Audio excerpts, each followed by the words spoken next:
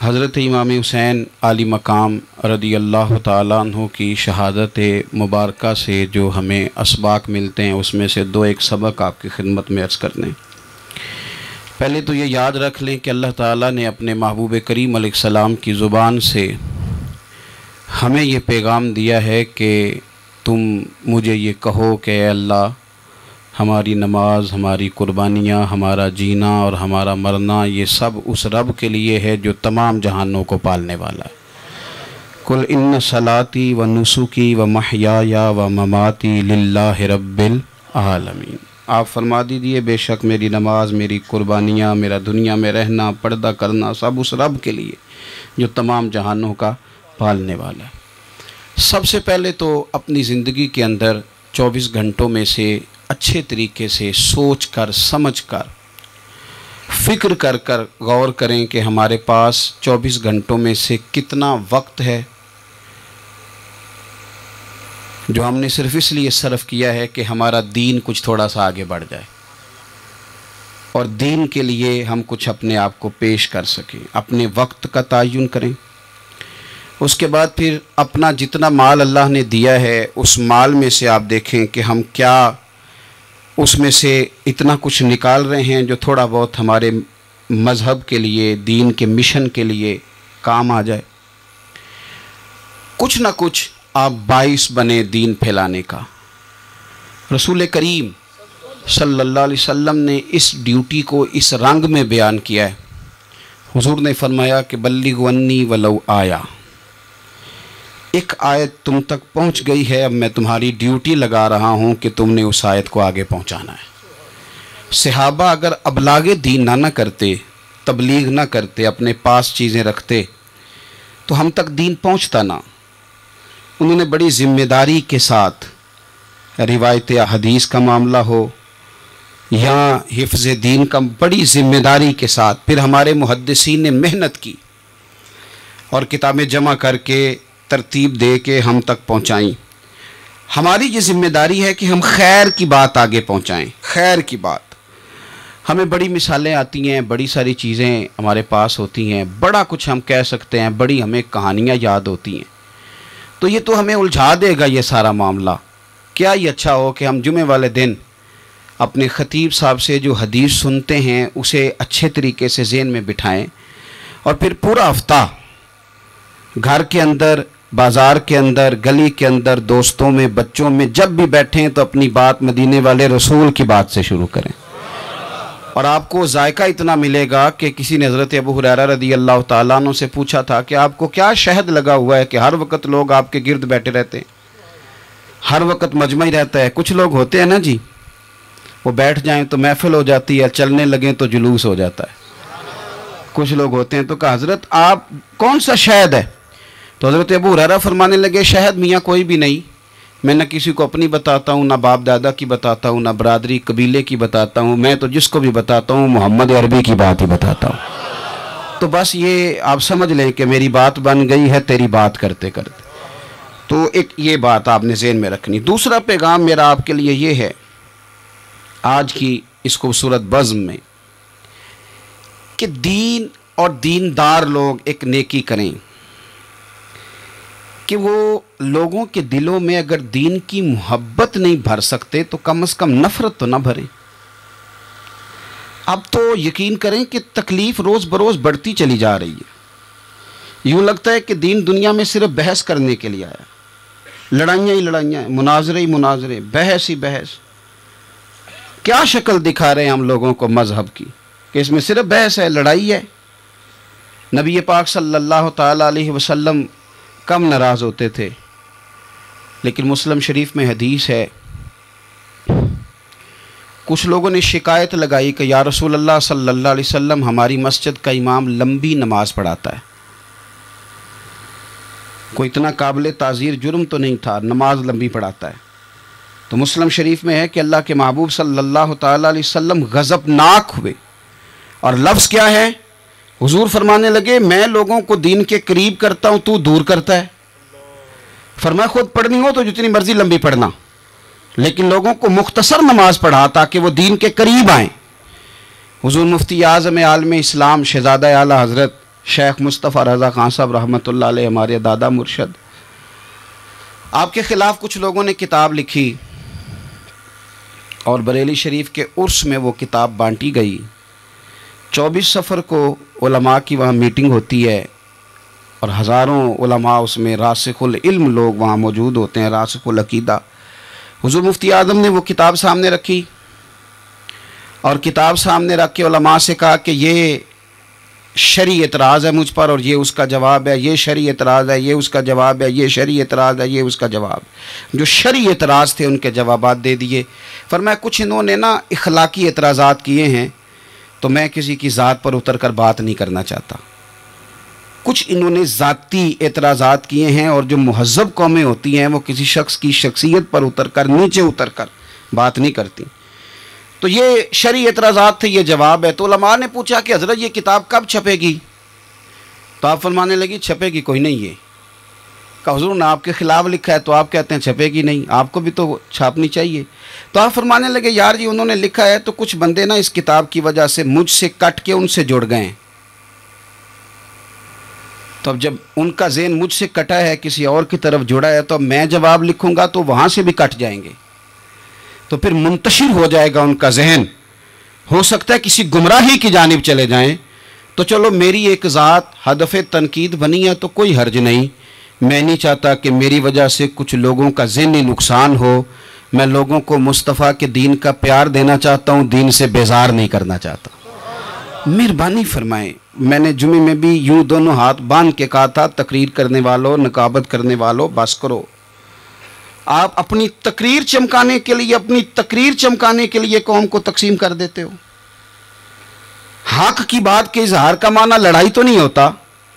ہمارے جتنے بزرگ تھے وہ سارے حق کی باتیں کرتے رہے، لیکن اتنا انتشار، اس قدر زیادہ جو ہے وہ تانا زنی، اس قدر زیادہ خوف کا معیار۔ اور میں نے جمعے میں بھی کہا تھا، پھر کہتا ہوں، اس زمانے میں جتنا کو زیادہ شرارتی ہوتا ہے اتنا زیادہ وہ طاقتور ہوتا ہے۔ شریف آدمی شرارتی کا مقابلہ کیسے کرے گا؟ ہم نے شرارتی لوگوں کو مضبوط کر دیا ہے۔ تو دین سے نفرت نہیں دلائیں، لوگوں کو دین کے قریب کریں، لوگوں کو دین کی محبت دلائیں، لوگوں کو دین کے قریب کریں، دین کا ذوق دلائیں، لوگوں کو قریب کریں۔ آج کی بات ہے، ایک دوست بڑی دور سے آیا ہے، آج کی بات بڑی دور سے، اس نے مجھ سے آ کے کہا کہ حضرت صاحب اب تو میری حالت یہ ہے کہ میں گناہ کر کر کے تنگ آ گیا ہوں، میرے ارد گرد گناہ کے مواقع رہتے ہیں، میں تنگ آ گیا ہوں، لیکن میں ایک منتشر آدمی ہوں، مجھے ہر وقت کا وسوسہ، ہر وقت کی پریشانی، ہر وقت کی مصیبت۔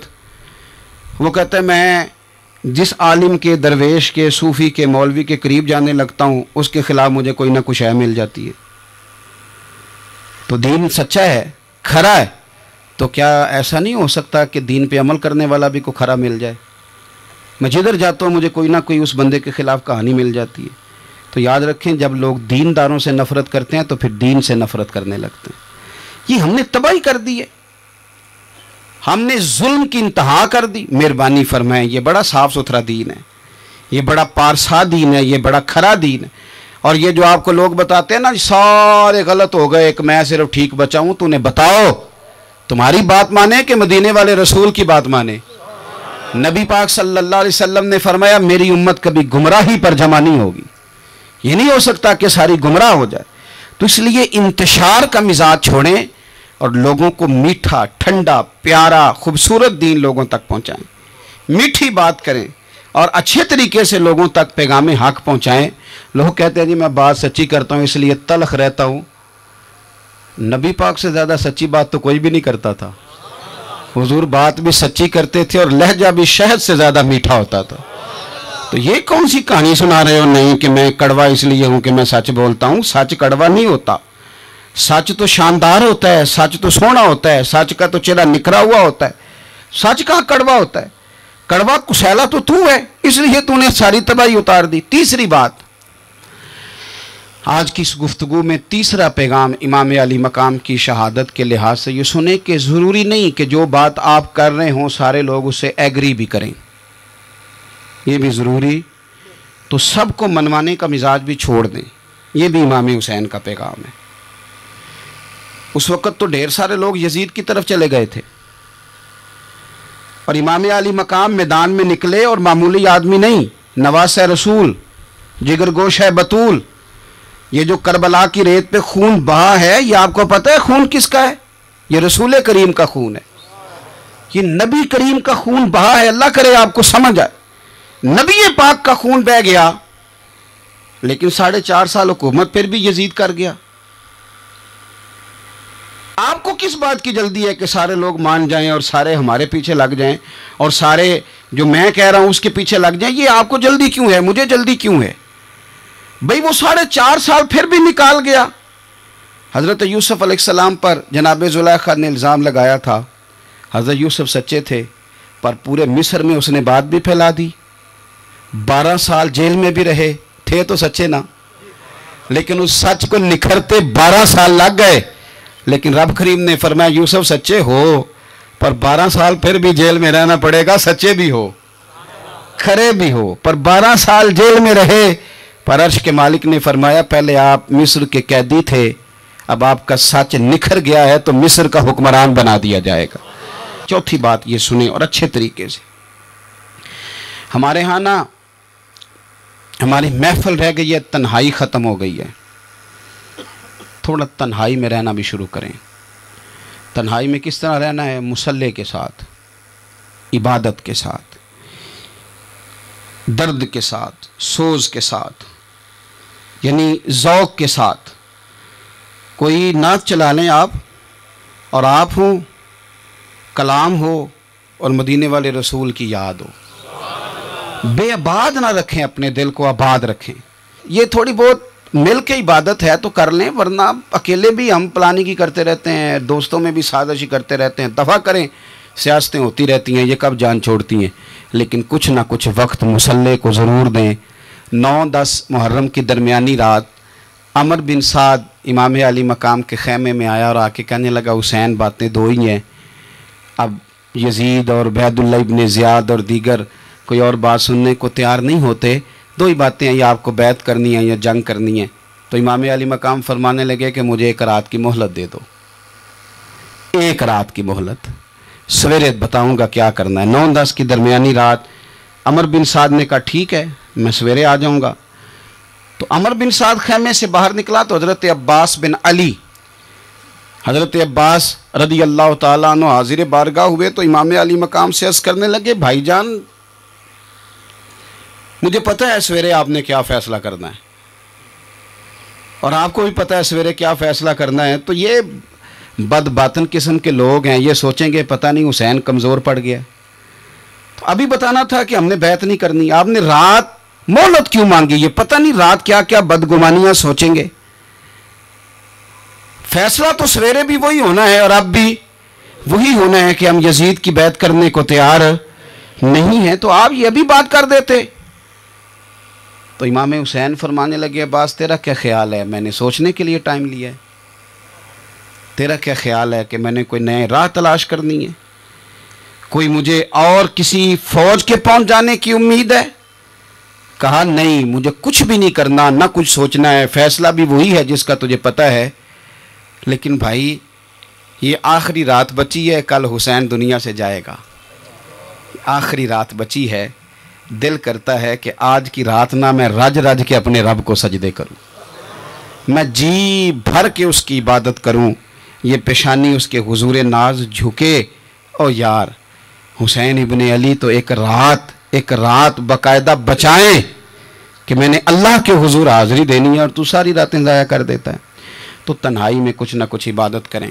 میں اللہ کے حضور دعا کرتا ہوں کہ اللہ تعالیٰ میدان کربلا کی ہواؤں کا صدقہ، اللہ تعالیٰ حسین ابن علی کے خون کا صدقہ ہماری زندگی پردہ پوشی والی کرے اور موت ایمان والی کرے. اور اللہ تعالیٰ ہمیں ہر فتنے سے محفوظ رکھے اور ہماری اولادوں کو بھی حضور کی اولاد کا وفادار رکھے. آخر دعوانا الحمدللہ.